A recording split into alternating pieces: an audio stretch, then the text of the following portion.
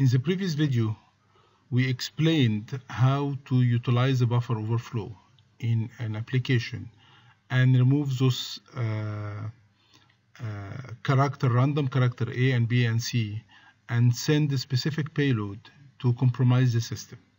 And we saw how to utilize the important location in memory, the EIP and ESP.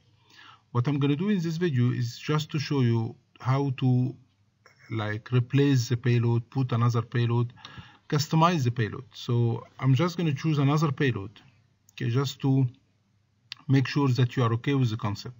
So let's get back to my script and let me choose another payload and modify the script. By the way, it's not my script, it's a script I get from the internet.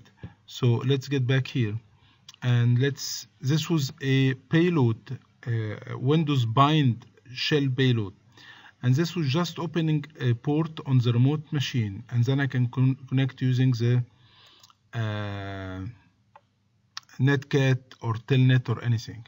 Here I'm going to use another command. I'm going to use another payload, which will be the reverse shell that will allow the user to connect to my machine. So let's customize it. 197 Metasploit framework, and then we're going to go to the payload and we are going to choose Windows reverse shell, and this will create a reverse shell and it will connect back to our machine. So we need to specify on which port it will connect. So I'm going to choose in this case port 4444. I can choose any port I want, but this should be open and listening on my machine, and then I can create the payload. And this is the payload. Don't forget to get the size. The size here is 312, because as we saw that all the payload should not exceed 5,000. Actually, it should be 5,000. So I'm going to take this shell code, copy, and I'm going to replace this shell code. So let me remove here the shell code, and I'm going to put the reverse shell code.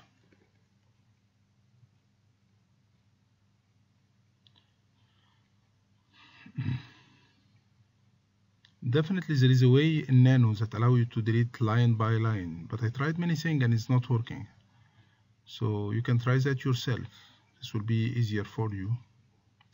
So I remove the shell code, which is the Windows bind payload, and I'm going to put the reverse shell payload. And what will be the next step? Adjust the size, because the size is different. So let's do it step by step together. Okay, and this is the last line, and then let me create, paste the payload. So paste it, and I just need to make sure the adjustment. Now everything will be kept the same except of the size, because if you remember on the previous payload, what was the size of this one? I believe we wrote this. It was 300.